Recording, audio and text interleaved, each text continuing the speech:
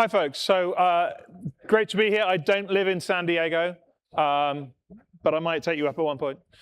So what a thing. I think here I'm preaching to the choir, right? Most of the people here know and believe in confidential computing, or you wouldn't be here. But I'm also guessing that most of the people here talk to customers or speak or work with people who speak to customers and need to be able to promote what we do and explain what we do to them.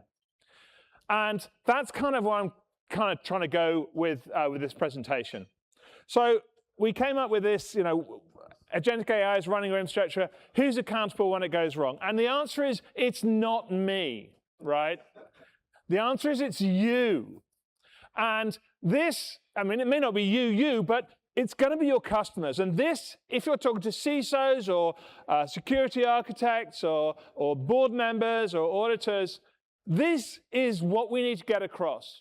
We've had some fantastic, very complicated diagrams. I'm a security architect. I love that sort of stuff. What I want to do is bring in some simpler messages that we can take across to the people we work with if we're going to make everything confidential computing universal this year, particularly, right? And this is the first thing we need to be able to say, that your infrastructure already looks like this. It's AI agents talking to everything everywhere. And if it doesn't, it will very soon, or you're done. You're just done. You're just done. Because everyone else is going to look like this. Because AI is everywhere. It's touching absolutely everything. And we also know that traditional defenses fail. I was going to say the network perimeter is dead and host perimeter is dead, but I was talked out of that. Because we'll still need them, right? They're still important to have these pieces. But it isn't enough. And the other thing is that reactive defense isn't enough because we can't be fast enough. There's an asymmetry that is introduced when AI gets into the picture. Even if we're using AI to defend ourselves, the number of people coming at us from different directions with AI means that we can't react fast enough. Oh, and the other thing is, traditional virtualization doesn't truly protect the stuff that you need to be keeping safe. So, enter the Linux Foundation's Confidential Computing Consortium. Our job is to promote the work that everyone in this room, everyone watching, everyone in the overflow rooms does, which is confidential computing, the technology, the standards, working with regulators, working on open source. We're part of the Linux Foundation. We believe in open source. I'm not sure we've talked enough about open source yet today.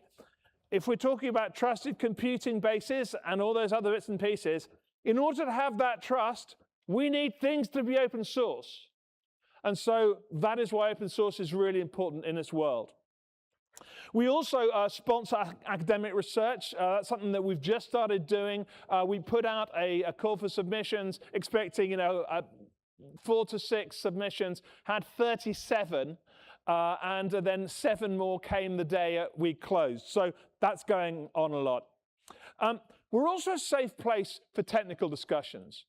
A number of the people who have spoken already are competitors with each other, right? They and we work together within the Confidential Computing Consortium because the Linux Foundation is set up to allow us to have these conversations.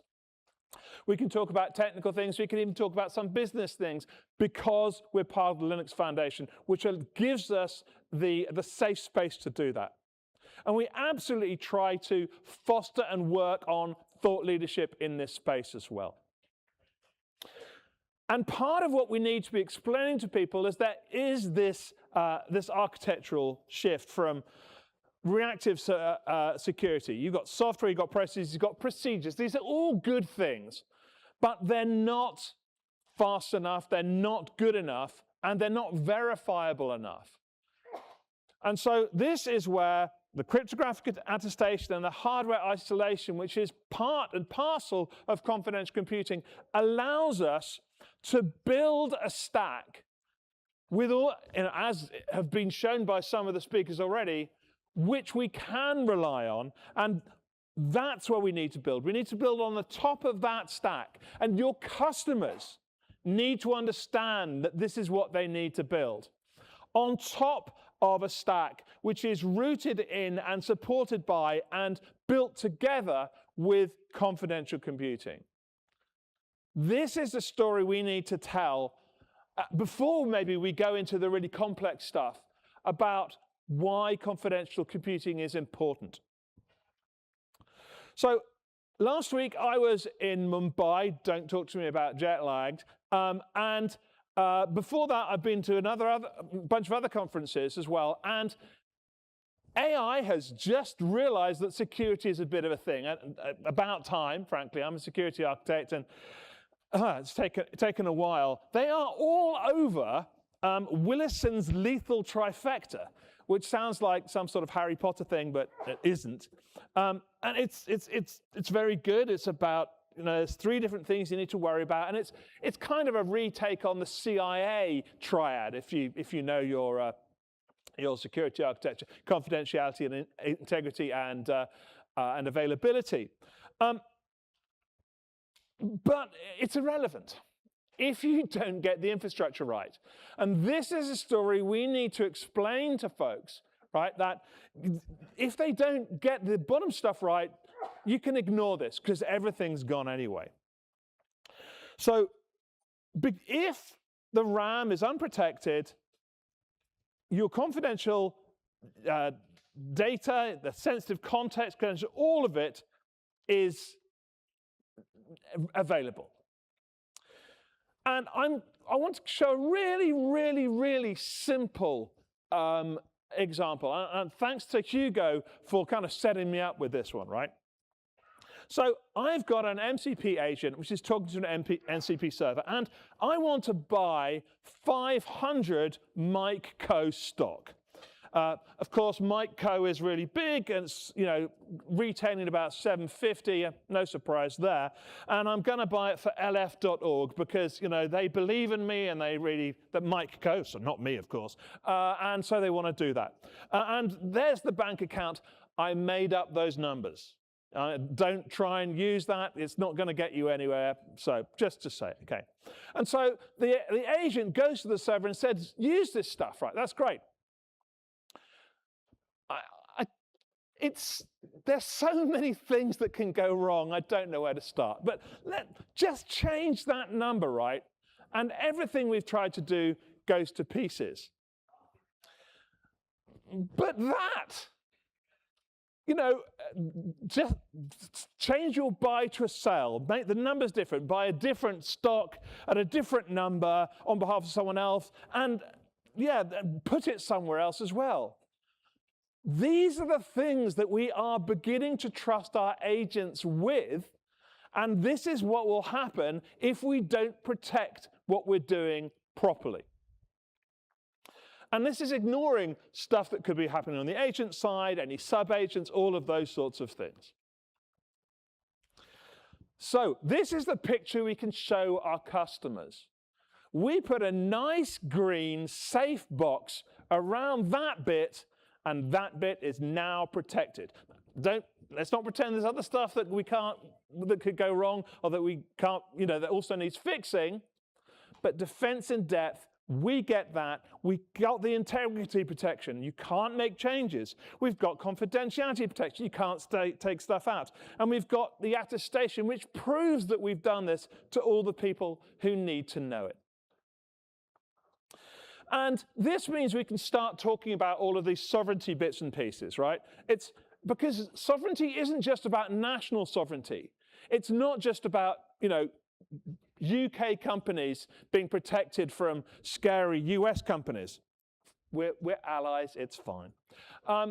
There's a lot more to it. It's also organizational sovereignty. If you talk to a multinational who operates in different countries, they need to be putting controls in so that things don't go across borders where they shouldn't.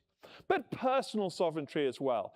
I want to make sure that my data is protected, that my identity is protected, that my financial, my health, my family data is protected.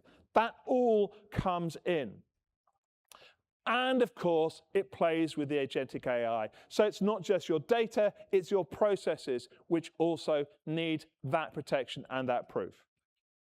So at the CCC, we are trying to lead in this area to provide the opportunity for companies like yours to get involved in these conversations, to push your view, to learn from other people, to work with regulators, to work with standards bodies.